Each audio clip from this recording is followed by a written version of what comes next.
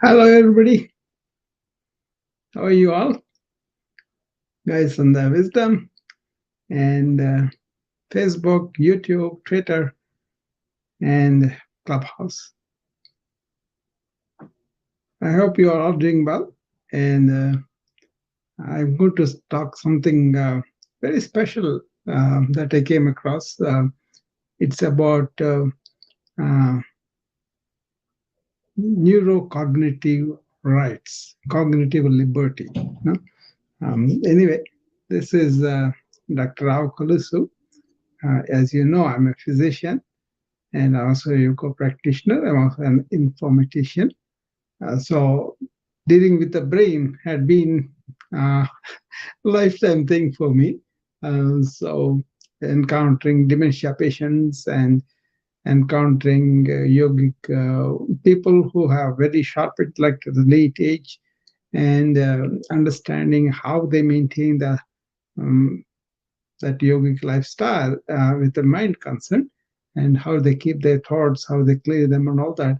That helped me personally because I was also having a lot of material, right? I'm not only a doctor, but also dealing with data in the EMR, which is vast for us in the hospitals. And of course, meetings and journals and CME requirements so that we have to study so much for every part or something like that.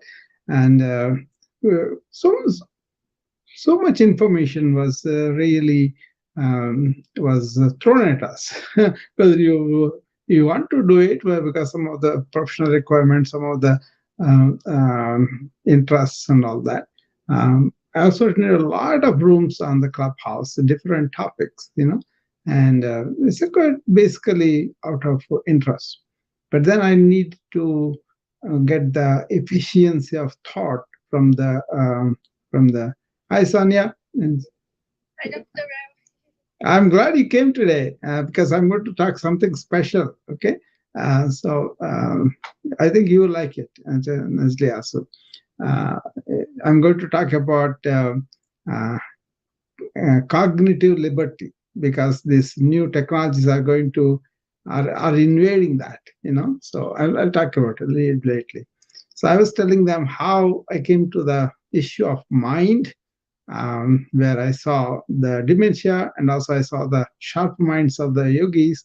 And then I was helped by understanding that and following that. And then even now, you see, a lot of my energy is saved because I think efficiently, in the sense, consciously, and what are the issues that I have to focus on all that, right? So that really makes a difference. So, how are you doing? Good. Busy, Yeah. those things. But it's getting, I the months just went by like a snap. It's just like I didn't know where the time go. We're passing like midway already, right? Yeah, when you're having fun, it goes pretty fast, right? Yes, I did have fun. I'm Yeah. having fun. That's what I'm saying. When you like something new and then you are with it, it's kind of a tolerance or addiction, maybe sometimes. you know, we all go through that probably. But if it's a good thing and you're enjoying it, that's good. You're in the flow, and then that's good, right? So, are you in the flow state most of the time? Most of the time, but I do find myself like, in terms of a little bit distracted. But when I'm in that state, like, it's like total, I can do it a lot of things fast, like. Yeah. You see, there was a book I was introduced to today. This book is about how they're going to control our thoughts and then deny the cognitive liberties that we have. That means you were, for example, they want to sell you something, they monitor your thoughts, and when you are really vulnerable, they push products to you. you know and then in China, they're already doing it.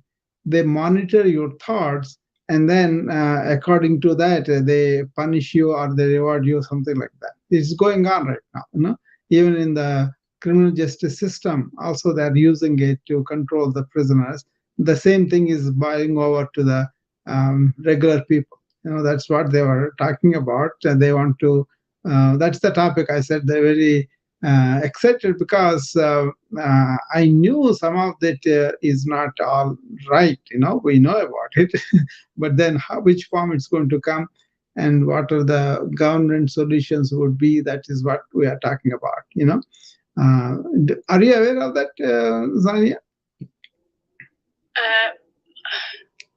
I'm not surprised, Dr. Rao. Yeah. I didn't know like what kind of devices are. Yeah.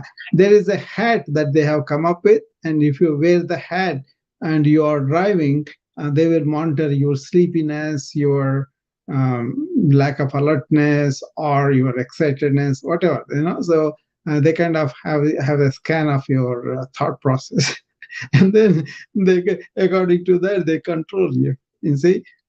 So that's a worst form of manipulation, maybe. When you don't, you're not allowed even to have private thoughts, and your thoughts also they know and they control it.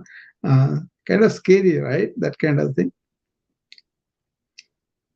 It's already being. I bet. I mean, like, but then if you're, I think in conditioning, right? If you're like trained like that from the childhood, then No. This is like, for example, you go to a facility, for example, in a company or something, they monitor your thoughts. And then they want to buy things or negotiations, whatever. So it's kind of invading our inner sanctum. So they know what's going on within you and what are your thoughts, what are the patterns and all that. So they can potentially misuse that. Already they're going to misuse that, because there will be somebody in the power. They want to utilize this newly acquired power with the technology, and they want to use it for their own benefits. So they were proposing federal government should have a commission and look at these technologies. And then I think I agree, because if you don't really understand this, they will be going all over, right? Chat GPT, especially, they picked it up on there were other technologies they were talking about, but this one also. And there were some mental health things that people are using, and they are also subject to manipulation. Obviously, they will give some benefit to the patients who are, for example, stressed out, or they detect that they're stressing out and they can relax immediately. That kind of things are there. For example, you have a seizure. Okay, you will know when the seizure is coming on. Then you can take care about that. Chronic migraine headaches, that's another thing too. People have this very bad migraine headaches, and nothing will relieve them, and they have to take a break and then do it. Sometimes they're so severe.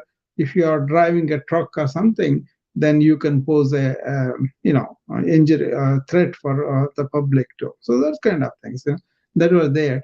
But the main thing they were talking about is your ability to think consciously, that is taken away, because somebody knows that what you are thinking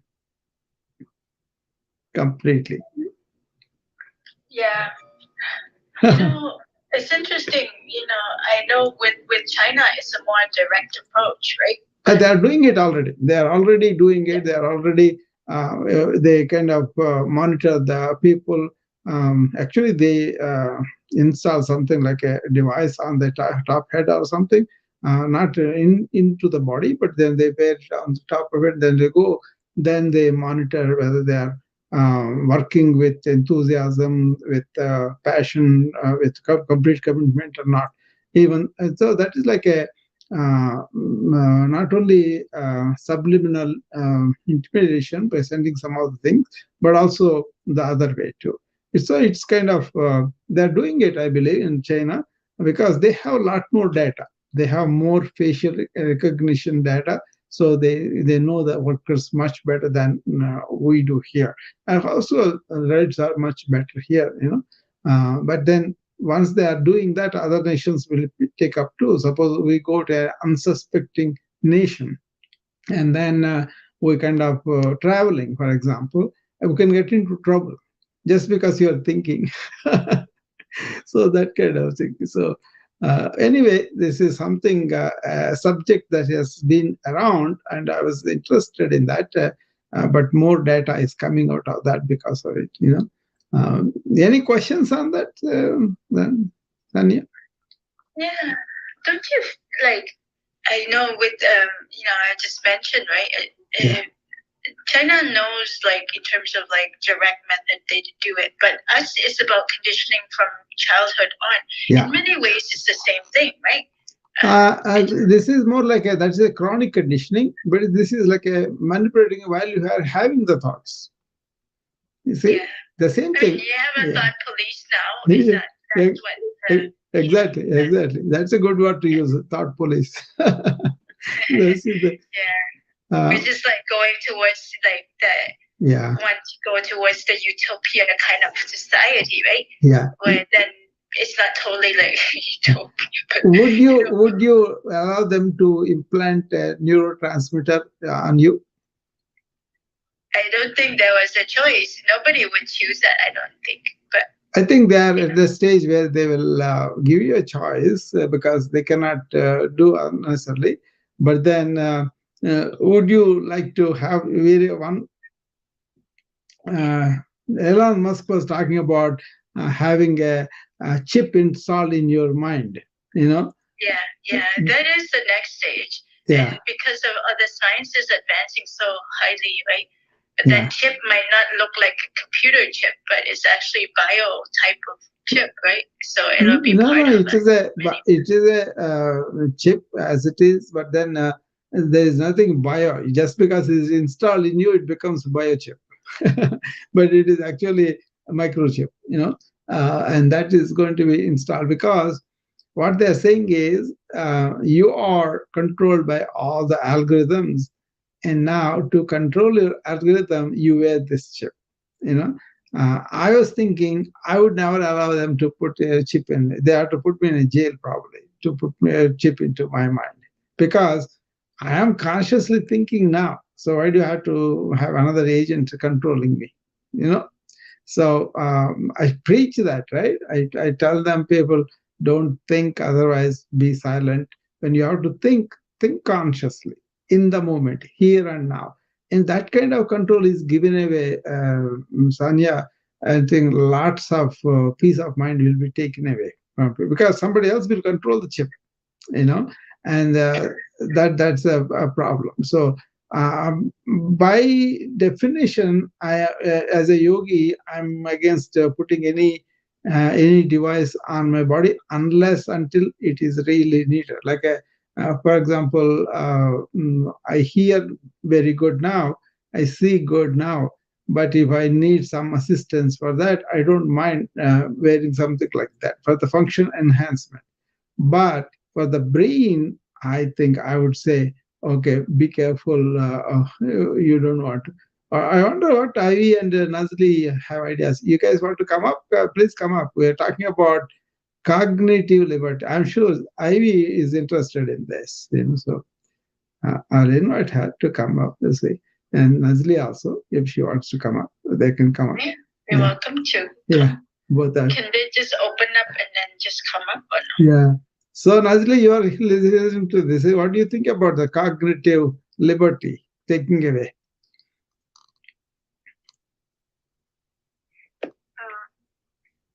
Hello, Dr. Rao. Hello.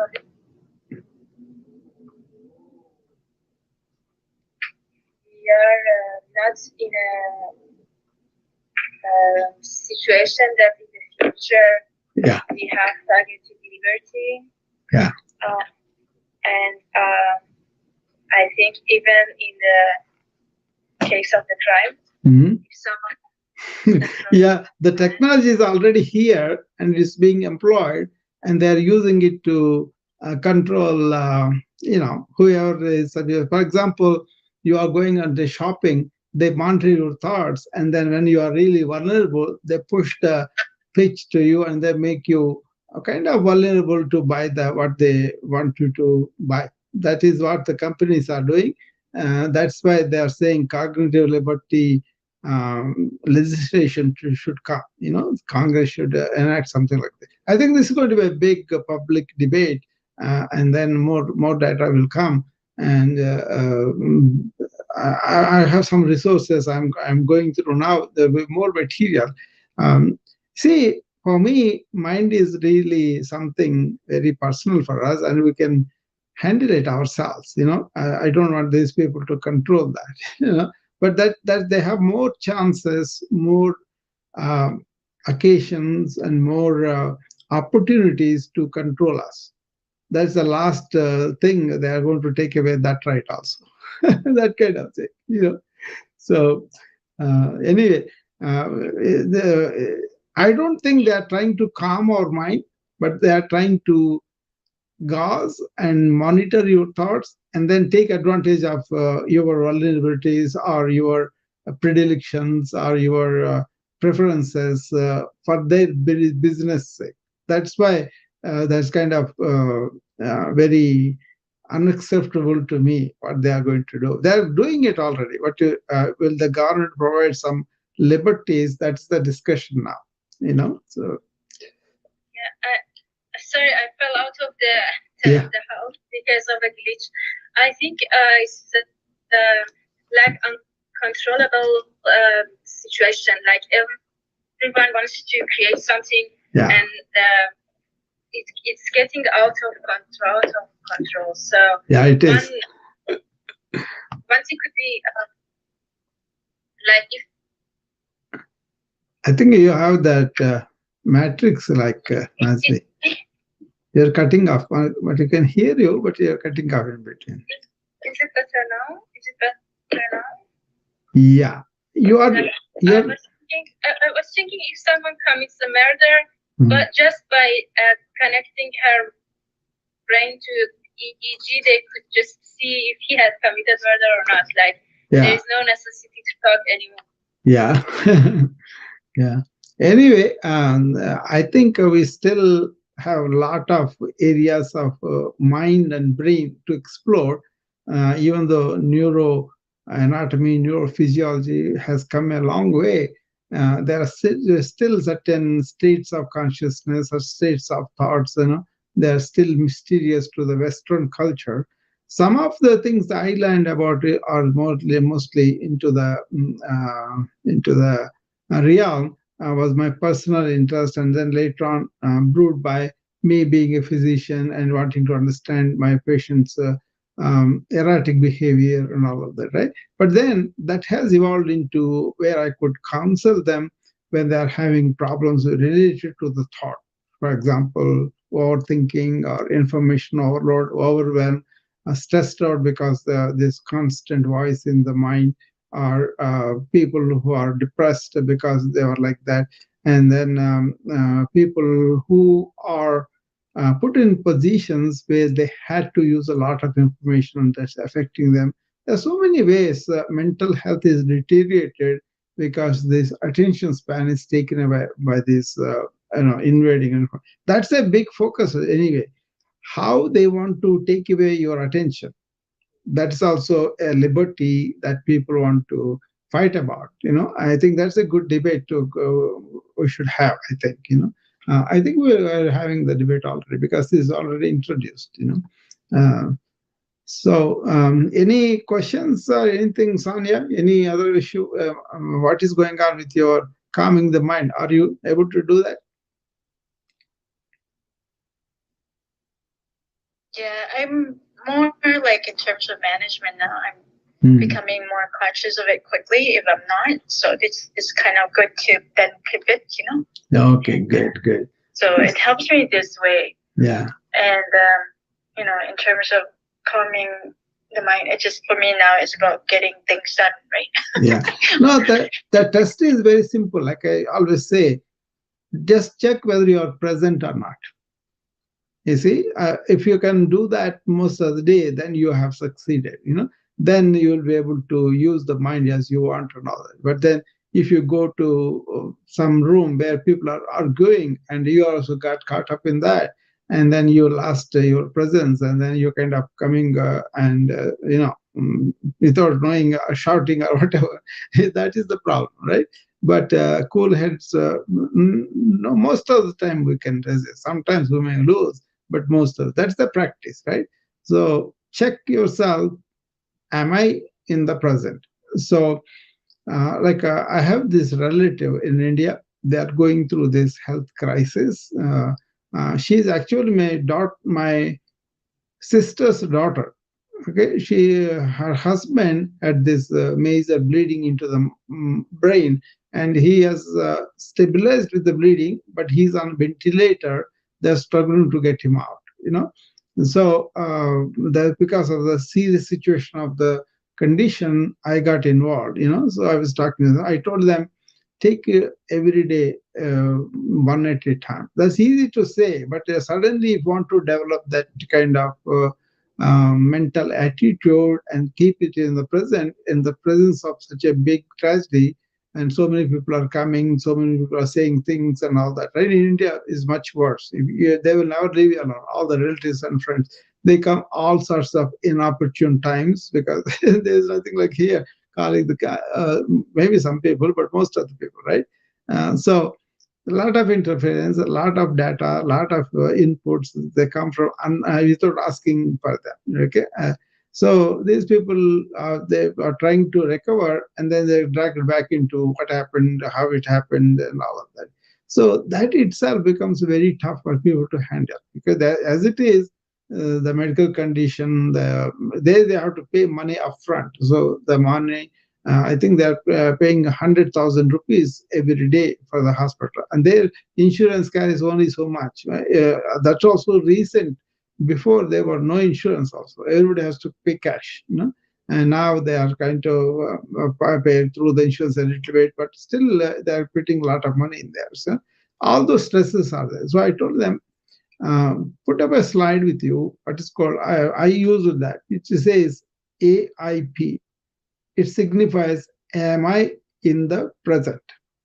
Okay, so you put it on the watch or the phone or something like that, and that visual cue gives you very good reminders to say, okay, suppose you kind of went back to your memories or whatever and into the past, and basically you are in the head but not in the situation in the moment.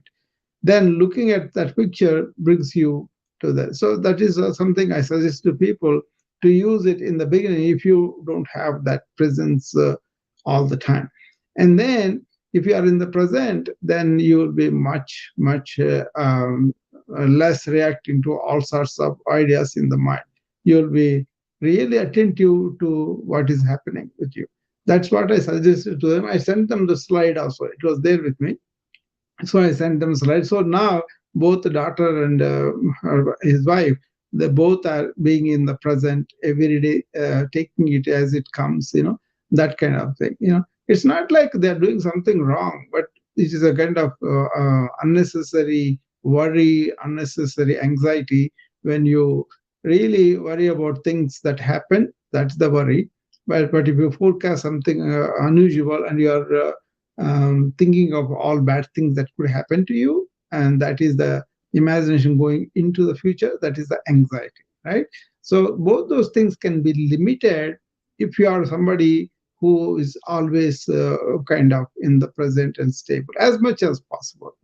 Sometimes people are emotional reaction, bondage, all those things will come too, and then it will take you. But then you can make it much worse by thinking over. Everybody knows that's common sense, but then are they practicing this being in the present? That's the question. Does that help? What I said? I want to add something. This is a question. Yeah. I am a lot in the calm mode, and just when I get triggered by a task that I feel overwhelmed, I go to freeze mode. And I'm not like a excited, high energy person, and so I've emptied my mind as much as I could during the years, and then in about October. Someone that was positively important for me. I heard in some clubhouse rooms saying some things that I was hurt, like indirectly hurt by that person. And this is like if before was 100 things on my mind, now this like indirect thing from 7 months ago gets like 30% of my brain. Because my mind is so empty that these things gets all of my attention. Lots of things, a lot of people get triggered like this. When you get triggered, what is the element that gets triggered in you? Just think about it. Don't have to answer. Just think about it. And in my practice, Sonia knows about this, I train people to watch their thoughts. Don't make any judgment. Don't have to say this is negative, this is positive, but just be the watcher. And as you become more of the watcher, this reactive mind that you are triggered kind of has a distance. And then you will be much less reactive because you are watching. You are watching that, and that is the underlying principle of deeper meditation, where you first watch the thoughts, and then you catch one thought and see the rest of the thoughts let go by. And that way, your focus will be on one thought, and then just hanging on to that. Like, for example, these are words he said. So, words will not kill me. Why do I have to? That thing seeps into you. You know about this, but that one seeps into you because it's just thoughts. It's all just passing by. It's your reaction is the one rather than what they said about. Sometimes they said something that will invoke this reaction. That I understand. But then, the more you allow the reaction to go bigger, the more it will be. But suppose a lot of people talk about my deeper things like, oh, we don't understand, he's something weird, whatever. But then that opinion, they're entitled to their opinion. But then if you don't have the capacity to investigate deeper about universal truths, people who have taken the journey, who have got deeper, will sound to you like their kind of mental case or whatever, So they can think, but the thing is, the more you investigate into your own reactions, Nazli, the less you will see that they are going down because you are really not involved in that reaction. Okay, and that is the solution for less suffering. Okay, but suppose if you are reacting to everything, because people may say so many things, but they don't have the peace of mind and tranquility of a person who has investigated this truth deeper. So you will always enjoy and happy no matter what the external situations are. So you go to a room and somebody is there, you may be temporarily angry, but then you recover much quicker that way. Practice that. Watch your thoughts, watch your reactions. Don't say you should not do this, or don't say it's okay to react like that.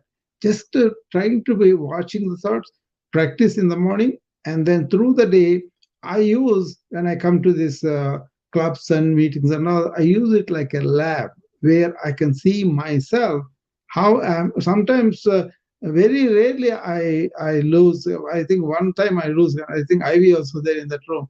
But otherwise, these 2 years, I never had the problem where I had to really be firm with what I have to say. But this guy is somebody, he interferes in the middle as though he is the all-knowing person and he can criticize anybody.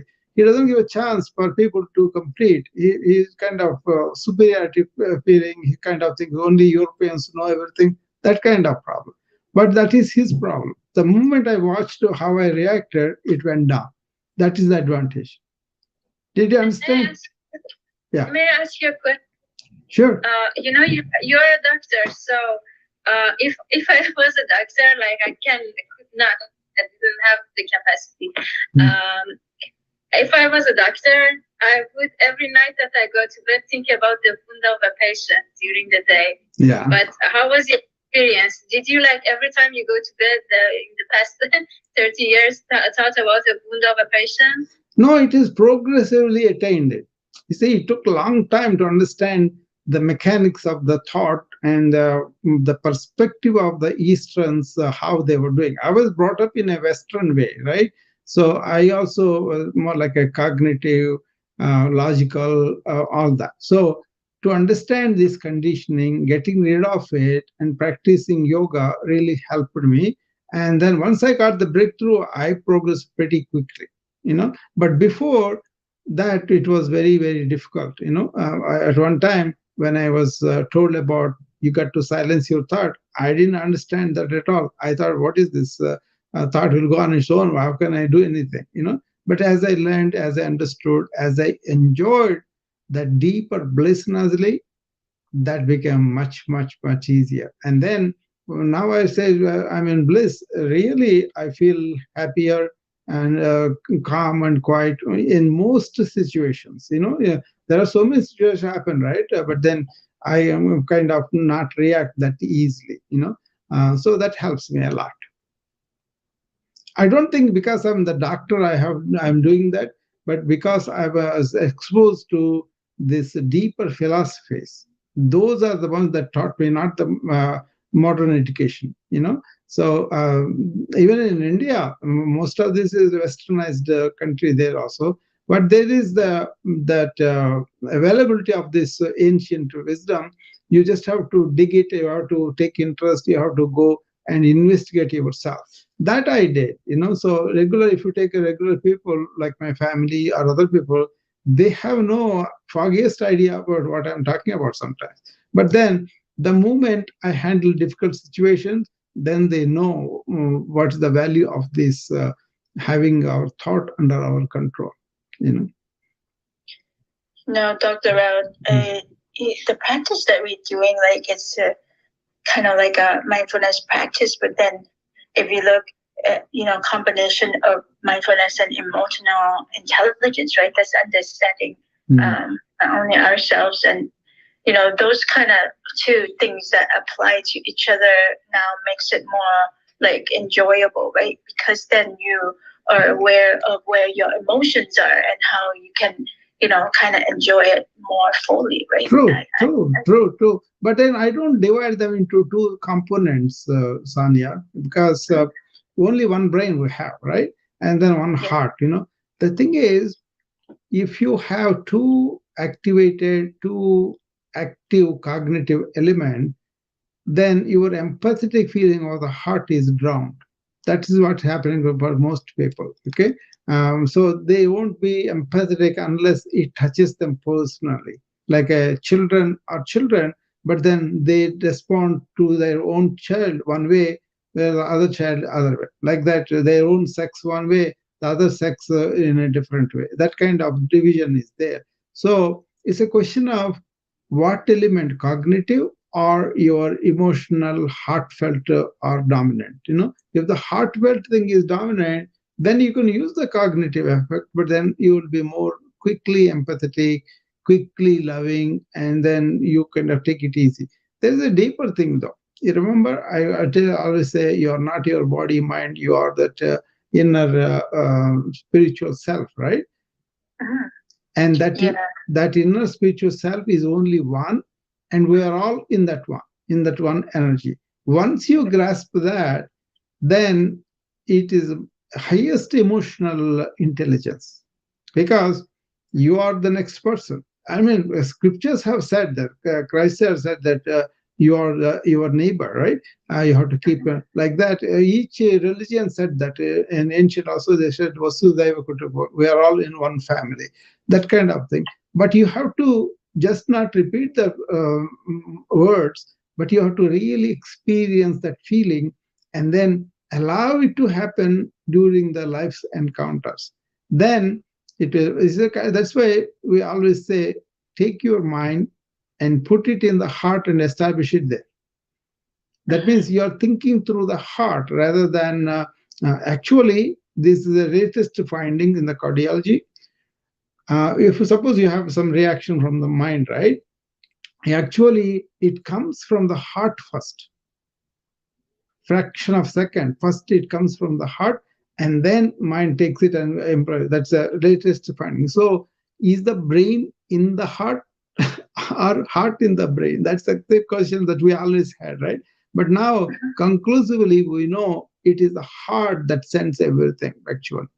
Can you believe that? I was watching something like that. Yeah. And that's what I'm saying. You can notice in yourself too. If you are very perceptive about what's going on within you, you can notice that too. So what it is don't separate emotion to separate as an intelligent thing from the mind. And then this other thing, that mindfulness, I don't like to use the term, because it says that you have to be full of mind to do that. No, you have to be less of mind, empty the mind to be that, like that. So that's why I use awareness, attention. Those two terms are much better than this one. This is a calculated, logical thought. That is the cognitive thing. That is the bane of the Western societies, because they are married in the cognitive aspect. So everybody wants to be convinced about that first, but everybody wants to say, "Hey, he's a human being. That's okay." That empathetic feeling should not come first. That's why these people have to understand everything, clarity in the cognitive mind. And the more erudite, the more technologically you are in the technological mind, the less difficult for you to have this emotional intelligence. But once you are in that one energy, actually that kind of thing is highest for the ethical principles. Suppose if you are my same energy, you are my sister or brother, something like that, how can I hurt you? That kind of thing. So it's a kind of not even sister, brother. You are me, I am you. If I hurt you, so I'm hurting myself. That is the highest ethical principle, where I will never think of even harming anybody else. If I really establish that in my thing, bring the heart out. That's why I will tell you a good story about this. There was this young man. He was going to Ramana Maharshi one time. He stayed in the southern part of Tamil Nadu state in India, right? And he was in the middle of the hills and all that. So at the time, I think it was very difficult to go there, because the only train comes to such as from there you have to walk. Roads are not good, something like that. So he took a lot of pains and also money spent and time and all that. So he took some real risk to come there. And he comes to him because he wants to know, I want to realize myself. How do I realize myself? Then Ramana looks at him and says, go back to where you came from. And then he walks away. So this kid was devastated. He said, what are you talking about? I traveled so much and I came here just in 5 minutes. He said, we'll go back to where I come from. And he was very perturbed. But by this time, Ramana went inside again. Then this other people explain, no, this is always, he explains this. What he was saying is, if you want to realize yourself, you got to go back to your heart. See what it is from the spiritual heart we are born, and we are not having any cognitive mind like that during the first year. We are only with that heartfulness. And then the mind comes up from the heart. And then mind evolves with the behavior, with the training and all of that, right? And then we identify with that mind, think that is what we are. So we lost where we came from. So we got to go back to that. All spiritual sadhana practice is this, going back to into your heartfulness and staying there and not arguing again. See, even if you examine yourself, you notice you are more cognitive, because that is how we react to everything. We don't react with the heart. So once we learn to do that, then emotional intelligence right there. Yeah, I wanted to, because I know with yoga it's union, right? Yeah. So that's a union, that going back to the real self, which is also the universal self that is present in everybody, and that is the union. Yeah. And I'm glad you explained that, because it's these words are being thrown around a lot. And I don't think anyone would really take into like that awareness or consciousness to really understand. Very practical, very important, Sanya. For example, people come to the rooms, right? And then they kind of want to be appreciated, approved, or praised, or complimented, and all of that, right? Then say, "Oh, you're giving support." No, you are really reinforcing the egoic mind, which is we don't want. We want to be get rid of that and then relating with our heart. So when you point out their ego gets busted, and then they don't like that. But I pointed out several times, don't work with your ego here, because instead of transcending the ego, people are reinforcing that. That means you are walking away from your real self into the ego. And that's why you need a separate component of emotional intelligence. But actually, your cognitive ability also becomes very incisive, because you become more attentive, more in the present. See, that's why your focus of attention will be very good. And then your meditation practice will be better, because you'll go deeper and deeper into yourself without being miserable, and then you touch that space where it is really peace and happy, joyful. And is like enforcing ego is like because in many ways it's like illusions too, right? Because it's a false image of ourselves. It's not really us. That's the thing, But then once you kind of allow it to be the dominant, it will power you. What you can do is, you cannot get rid of the ego, but you can understand the ego and transcend it. See, it's like more like a good slave rather than a big master. That's why they say it's a good slave, but not a good master. So. I think I have too good of sleep. Nobody can wake me once I sleep. No noise will wake me. I'm like. But there's neurological state though. But this is related to the so-called personality, so-called my achievements, my thing. That is the problem with a lot of people. Is they get into the ego. They're supposed to be directing the body, directing the mind to be healthy, to do all right things, but not identifying with it as it is. That is a mistake. Don't identify with it. Identify with your real self. That is the practice.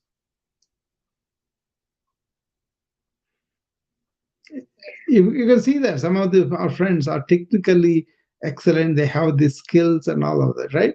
And then they think that is that part which is learned everything, that it could be technical, it could be doctor medicine, or it could be engineering, any of those. Those skills are our skills to do certain things. But because of there, you feel like I am so and so, and then identify with that. That's why one of the components of four parts of mind is this egoic identification. And if you don't have it, then you really touch with your real intelligence that is there, and that is very compassionate and kind. And that heartfulness is more important than this. Mindfulness is a big mistake for a lot of people. They don't realize that. That's why they have to go on doing this all the time. Whereas what I'm talking about is like you kind of go in the state and stay there. So that's a much more blessing than getting agitated and then just sitting down doing the mindfulness and whatever. All those things are really very minimal thing. I know it's several billions of industry, but then it's a tragedy really, because if you understand the real meditation, you will experience the peace and quiet and the happiness and the blissfulness. You will never go back to this band-aid things. I always call the mindfulness as a band-aid, whereas true meditation is like a deep, real surgery that it goes through. But the thing is, I look up the definition of both. Yeah, that is knowledge. That is knowledge. That's not actual state. See, if you look up on the words, and that is knowledge, you know about that, but your state, how it is, attentive state, that is completely different. The less knowledge you have that way, the more state of meditativeness you have.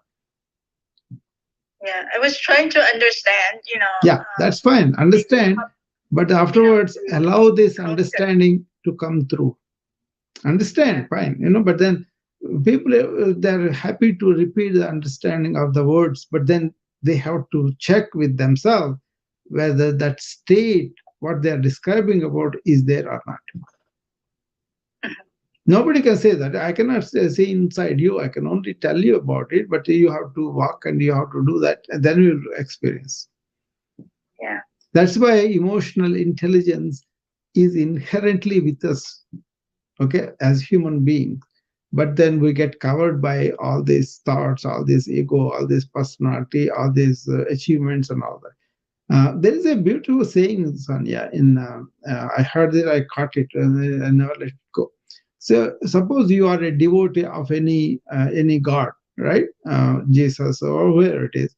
People in India, they go and touch the feet of these evolved people, whatever they call them, right? And but then they say, go and touch the feet of the Lord in the temple. And then when you touch that, you have to give up two things. One is me, and the other is mine. That is the one that is lacking in Western societies. Is called, that state is called vairagya, dispassion, right? And so I want a good life, I want to enjoy life, all those things, me important, my things are important. That is a prevalent attitude, right? So that's why they may do mindfulness practice and all of that, but they don't have the second part, which is the dispassion, understanding what, for example, for me, my inner blissfulness is much more I'm a happier state than acquiring things and getting all of that. Once you taste that, you let these things go. That letting things go is that vairagya. And how do you do that? If you suppose you are worshipping a god, which I'm not saying you should, but suppose you are doing it, what they do is, whatever is mine is yours, you gave me. Whatever I think me is not really me, I am with you in the real spirit. That's a deeper state. Is that understandable, or is something difficult? I tend to follow something simple along this line. Yeah. Right? It goes. All you say is me, whatever you think me, I am, and that one, and whatever you think is mine, my house, my things, and all of that, you let them go. Don't have that identification with them, and then you achieve that state where you have really let those things that bind you will go away. Then you are liberated. Yeah. Yeah, for me, it's now about more of what is possible and not possible is not up to me, right? No. My role is I will tell you. I will tell you what most of the I'll tell you what most of us do. Modern people, I don't say only Westerns, because Eastern people also become like that. What it is they want spiritual bliss and happiness, but then they want to use that to enjoy life on the earth. That's called bhoga, right? Yoga is where you are achieving the bliss at leaving all these things alone. So it's a contrast. Most of the modern people are bhogis. That means they want to experience, they want to enjoy life, they want to do that. That's fine. But then don't expect the spiritual bliss to happen when you are holding on to them so much. You see? Yeah. Serious thing. We have to look at it, because everybody, why everybody is was the making some money and business, because they think in those things they will be happier. But is that true? That everybody has to examine and see that.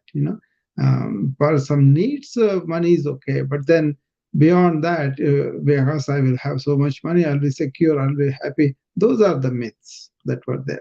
It is proven with so many. I see so many millionaires as my friends who come for help and all that. They find that very difficult, because the money is giving me all their problems. So understanding the relationship with money or things is very important.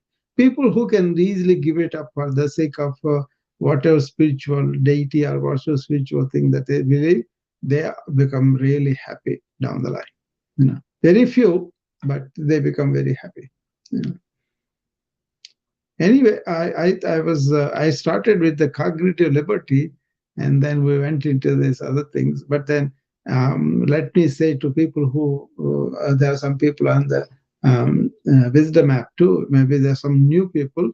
For them, I will just repeat our calming exercise that I talk about. I was talking about in this day and age of high technology, so much information which I use, but at the same time, I use this method of trying to keep in the moment and to keep calm. That starts early in the morning, just right after I get up, and then I establish myself in the moment, in the awareness, in life, not allowing my mind to take me back into the future or back into the past. So see what is going on today, and then in that state, I do all my exercises, breathing, and mind calming, and all that. If you do that, it's much easier to go and work without reacting unusually or getting activated and all that. And then during the day, also, you can stop a couple of times, take deep breaths. And then in the evening, again, you do this deep breathing exercise, which I'm going to describe to you how you do it. What you do is you kind of make a private movement, and you go to a private space where there are no distractions, sit down with your spine erect, and then keep your both feet firmly on the floor. Then close your mouth and take deep breaths so the abdominal wall comes up when you take deep breath, and then abdominal goes to the spine when you breathe out. You do that several times, and then you go about your work. And then when you come back, the last thing you want to do before you go to sleep is this. Try to do that in those times, first thing in the morning, and just before you go to sleep. And then you can keep your mind relatively calm, relatively empty. And then the more you practice, it won't happen just because you're doing once in a while. Don't do that. But if you can establish yourself, you can have a calm mind and then think appropriately. And that is very healthy also, because you are not secreting all these stress hormones. But in America, you see everybody road rages, or so screaming at each other, yelling at each other, throwing things at each other. In the hospital also, I see them.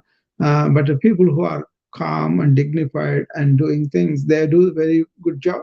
And also they protect themselves from all these insults. Especially now, like I was talking about earlier, they are having a battle for our attention, and they want to take it away and then control us with all sorts of devices and all that.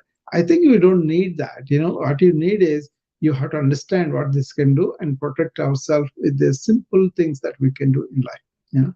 So that's what I was doing. I think a few more days left for this, and I'm going to talk more about mind as we go along, because I didn't want to be deeper. But if somebody has questions, then definitely I will answer them as much as I know. Okay, Sanya. Yep, sounds good. Yeah. So then we will call it a day for today, because I started 15 minutes earlier too today. I was excited about that cognitive liberty. I will talk more about it. If I have any questions, I'll tell you about it. Okay. So pretty latest research findings these are. And then already so many people are controlling other people's thoughts by injecting things, and a lot of things are going on. They finally came up with this top hat, which is you just wear it, and then people, suppose you are a driver, right? You have to wear that. And then they will monitor how your thoughts are, how you are acting, are you sleepy or not, are you agitated or not. All those things they are monitoring now. And accordingly, you got to be, if you are sleeping on the job as a truck driver, obviously, that's not good, and they're going to take action on that, that kind of thing. So top hat, it's called.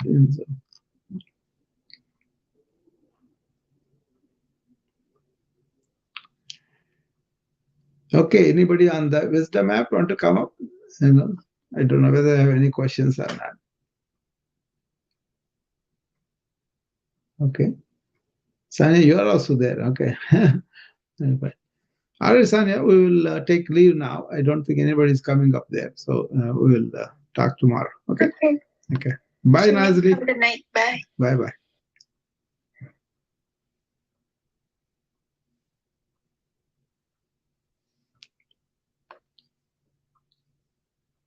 Okay.